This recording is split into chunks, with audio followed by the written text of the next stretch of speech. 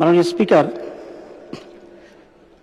আজকে দীর্ঘ সময় ধরে আলোচনা শুনেছি এবং গত কয়েকদিনের আলোচনাও খানিকটা ফলো করার চেষ্টা করেছি হসপিটাল বেডে থেকেই।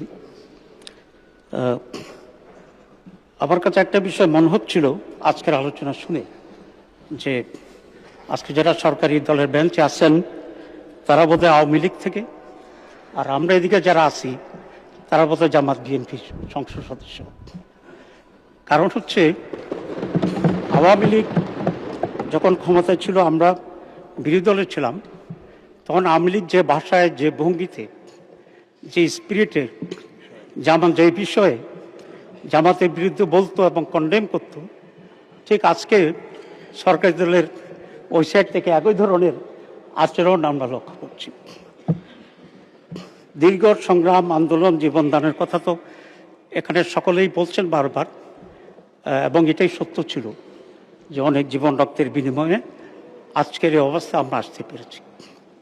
এবং এই সংগ্রামে বিএনপি, জামাত, অন্যান্য দলগুলো আওয়ামী লীগের বিরুদ্ধে সমভাবেই সংগ্রামে আমরা একত্রিত ছিলাম। যেমন আজকে মাননীয় সেক্রেটারি জেনারেল আছেন বিএনপি, উনি আজকে আমাদের দলীয় নেতা এবং আমির জামাত ছিলেন।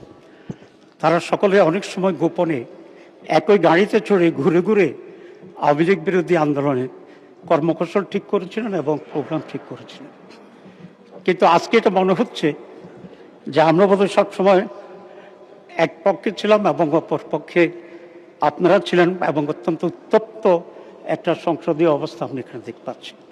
আন্দোলন সংগ্রামের সময় এই যে 18 মার্চ ছিল ইন্টারিম গভর্নমেন্টের সময়, সে সময় অনেক সিনিয়র নেতৃবৃন্দের সাথে বিএনপির আমার ব্যক্তিগতভাবে বা সাংস্কৃতিক আলোচনা হয়েছে।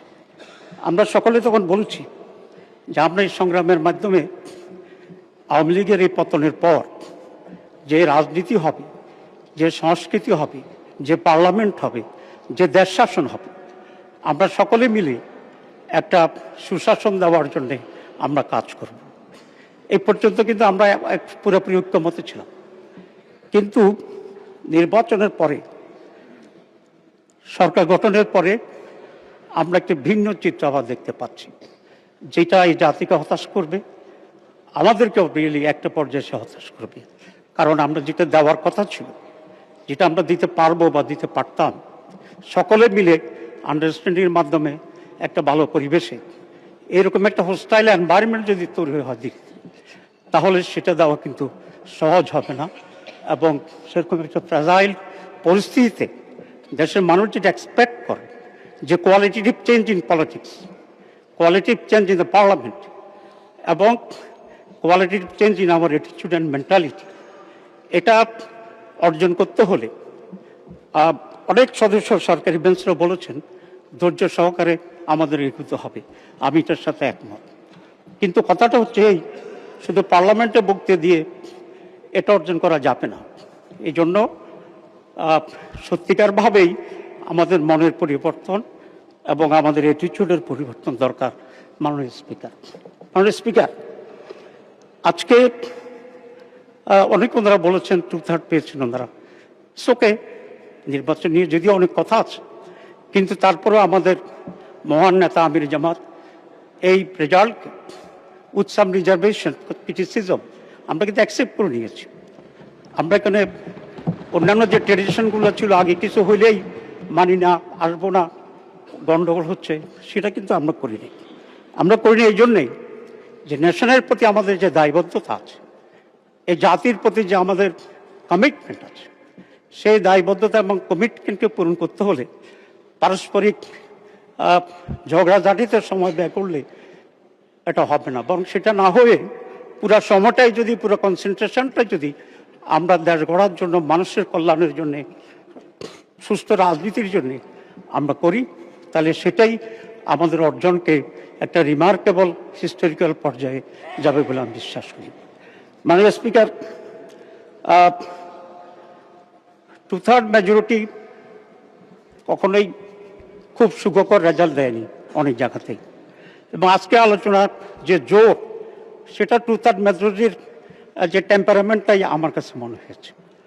আমরা জানি আমাদের এই পাকব্রত উপমহাদেশে ইন্দিরা গান্ধীর সময়ে বা বেনজির ভুট্টোর সময়ে, এই বাংলাদেশের শেখ সাহেবের সময়, তারপরে শহীদ প্রেসিডেন্ট জিয়াউর রহমানের সময়, ম্যাডাম বেগম জিয়ার সময় আমরা টু-থার্ড মেজরিটি অবস্থা আমরা দেখেছি। এবং এটা একটা ভয়ঙ্কর পরিণতি আমরা দেখি যদি সেটা না হয়। আপনারা জানেন two-third majority Indira Gandhi, she was ousted and killed. Sheikh সাহেবের টু-থার্ড, হি ওয়াজ কিল্ড। মাননীয় শহীদ প্রেসিডেন্ট জিয়াউর রহমানের সময় সেটাও কিল্ড। এগুলো আমাদের আতঙ্কিত করে মানুষ, এবং সেখান থেকে শিক্ষা নিয়েই আমরা চাই যে এই ধরনের কোনো অঘটন বাংলাদেশের জন্য আর কখনো না হতে পারে। এটা কেন হয়? এটা হয় এই জন্যে টু-থার্ড মেজরিটি পাওয়ার পরে যে ওভার কনফিডেন্স তৈরি হয়, যা ইচ্ছে আমরা তাই করতে পারি, যে রোগেন্সটা তৈরি হয়। সেই রোগেন্সের কারণে এমন কিছু অ্যাক্টিভিটিস আসে যেটা মানুষকে ক্ষুব্ধ করে এবং তার বিপরীতে একটা খারাপ এনভায়রনমেন্ট তৈরি হয় রাজনীতিতে। আমি অনুরোধ করব সরকারি দলকে, তবে সরকারি দলের অনেক ভাইরা অনেক ভালো কথা বলেছেন, we do agree with them, যে লেট আস ফরগেট পাস্ট। কারণ অতীতকে যদি আমরা টানি তাহলে সকলের অতীতের ভিতরে ভালো দিক আছে এবং কালো স্পটও আছে। যেমন খুব বেশি করে আজকে আমাদেরকে রাজাকার আলবদর বলার চেষ্টা করা হচ্ছে, এবং গতকাল আমি শুনেছি মাননীয় স্বাস্থ্যমন্ত্রী নাকি তুই রাজাকে বলছেন। পার্লামেন্টের তুইটা আমার মনে হয় খুবই আনপাল্টারেবল, অসঙ্গত একটি শব্দ। আমি জানি না মাননীয় স্পিকার এটাকে এক্সপান্স করছে কিনা ওনার অথরিটি।